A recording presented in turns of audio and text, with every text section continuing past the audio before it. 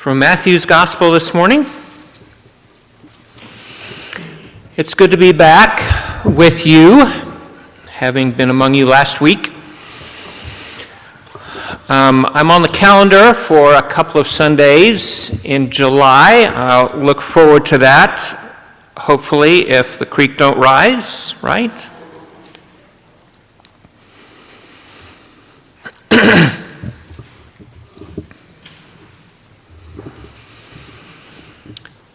In the 9th chapter of Matthew, we read the following. While he was saying these things to them, suddenly a leader of the synagogue came and knelt before him, saying, "My daughter has just died, but come and lay your hand on her, and she will live." And Jesus got up and followed him with his disciples. Then suddenly a woman who had been suffering from hemorrhages for 12 years came up behind him and touched the fringe of his cloak, for she said to herself, "If only I touch his cloak, I will be made well." Jesus turned and seeing her, he said, "Take heart, daughter, your faith has made you well." And instantly the woman was made well. When Jesus came to the leader's house and saw the flute players and the crowd making a commotion, he said, "Go away, for the girl is not dead, but sleeping." And they laughed at him. But when the crowd had been put outside, he went in, took her by the hand, and the girl got up. And the report of this spread throughout that district. Thanks be to God for the word which bears the power of God to us this morning.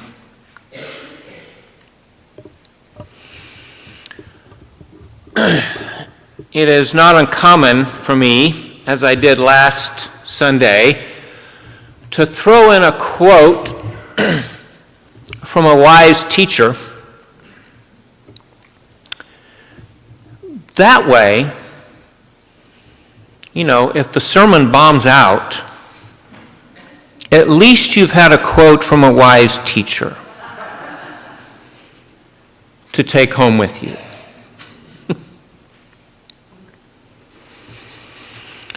So from Thomas Merton this morning, who writes,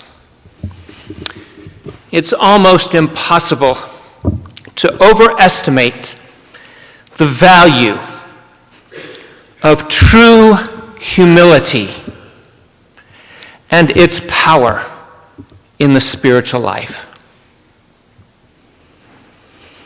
For the beginning of humility is the beginning of blessedness, and the consummation of humility is the perfection of all joy." Humility contains in itself the answer to all the great problems of the life of the soul. It is the only key to faith with which the spiritual life begins. For faith and humility are inseparable.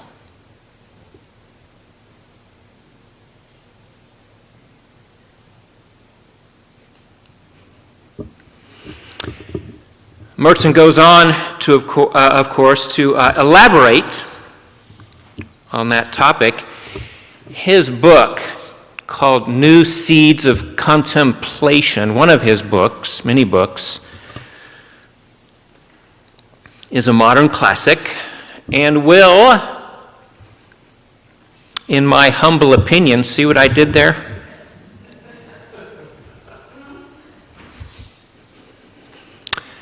New Seeds of Contemplation will I think, be a book that people are quoting 500 years from now. 500 years from now, people will say, Thomas Merton, back in the 20th century, said, blah, blah, blah, blah, blah. There's a wonderful story about Merton, who lived and prayed and wrote many books at the Trappist Abbey of Gethsemane in Kentucky.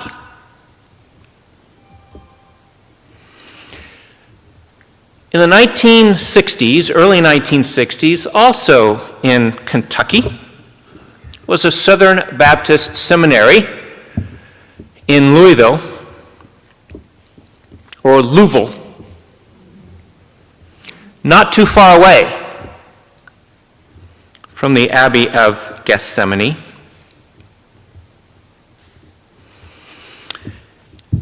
There was a church history professor at the Southern Baptist Seminary named Glenn Hinson. I heard Dr. Hinson tell this story at a retreat I was attending 20 years ago, down in Wichita.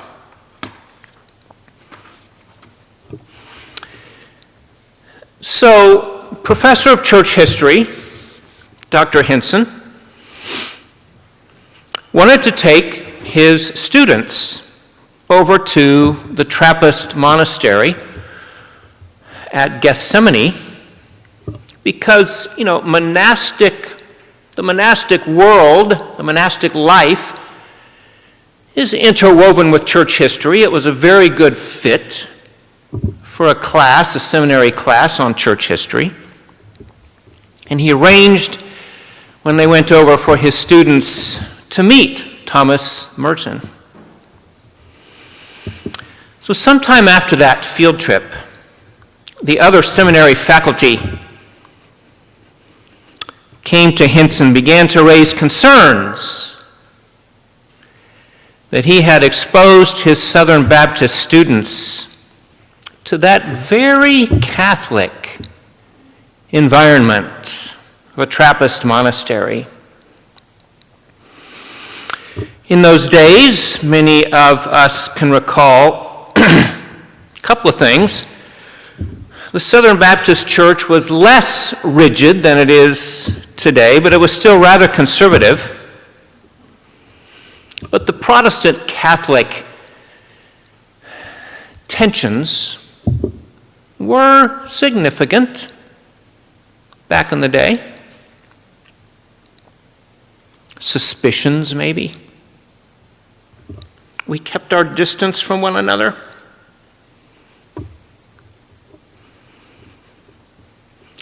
Dr. Hinson was probably more of a moderate on the faculty. So to address the concerns of his faculty colleagues, Dr. Hinson suggested that they have Merton come to the seminary to meet with them and have a conversation. And the faculty agreed. Following this meeting, Dr. Hinson's faculty colleagues told him that as long as he wanted to take students to the Abbey to meet Thomas Merton, they were fine with it.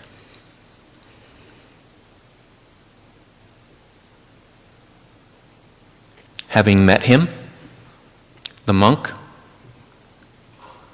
and having had a conversation, there is indeed, friends, something about humility.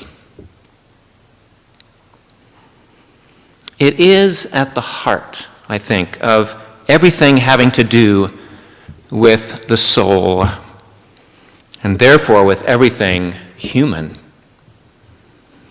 Humility begets humility.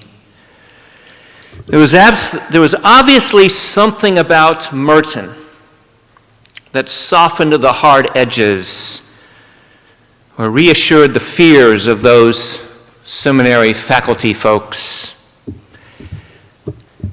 They were humbled. I would imagine, not humiliated, humbled. Merton's humility begetting humility and healing.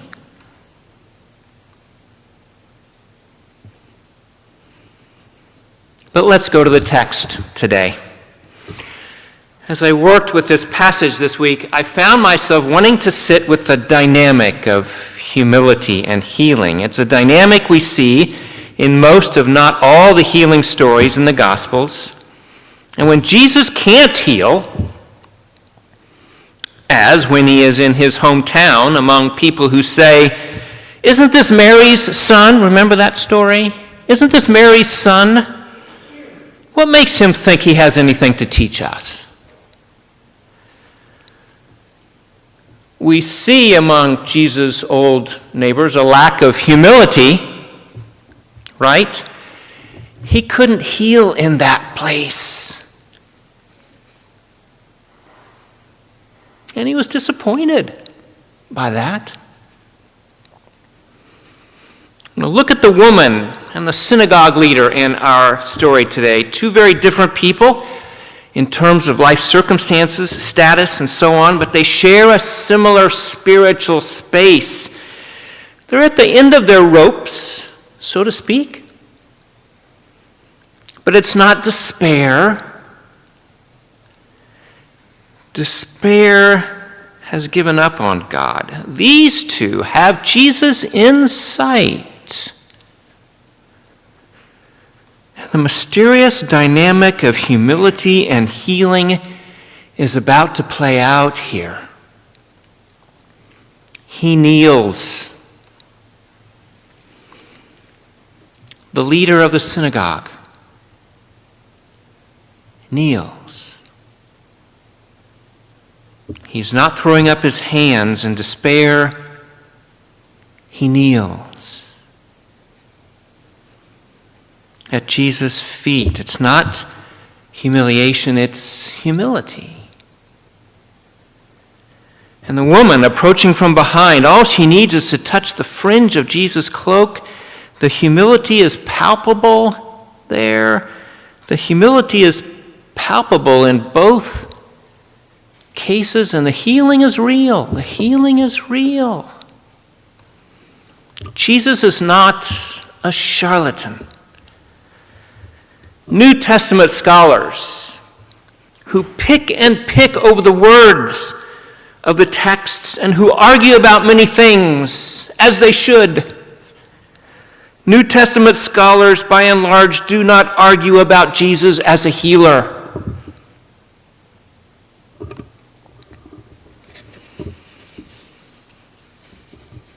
Which brings us to Jesus' humility, then. Charlatans tend to say, "Look what I did."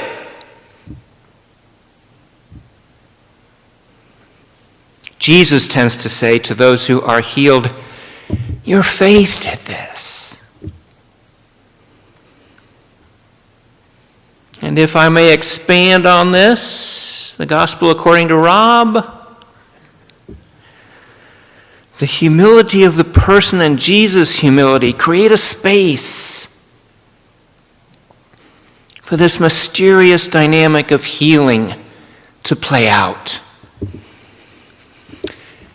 And that's the closest thing to a rational explanation I would dare to muster here. That's the closest thing to a rational explanation around these episodes that I would care to muster. To want to explain these incidents is to attempt to gain some mastery over them. That's not humility.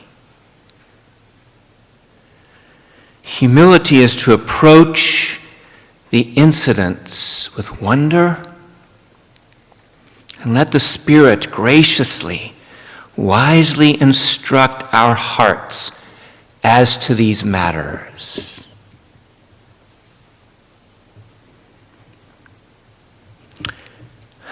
There's an oft-quoted and oft-penned line across the centuries by many authors. It goes something like this. Human beings are a capacity for God. Human beings are a capacity for God. Humility fashions that interior space. And when capacity meets capacity, the God in Jesus meets the God in others, amazement often follows. The God in Jesus meets the God in you, in me. Amazement often follows. I have a story or two about that. Maybe you do too.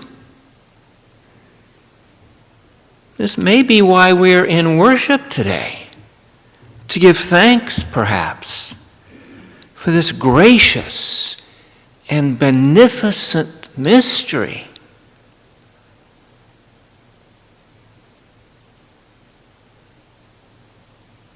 Of your capacity coming into contact with Christ's capacity, followed by amazement, followed by wonder, followed by a holy mystery of blessing,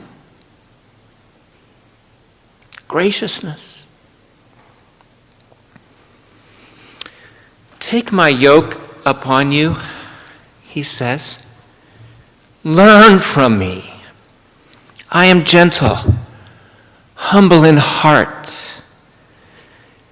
You will find rest for your souls, he says.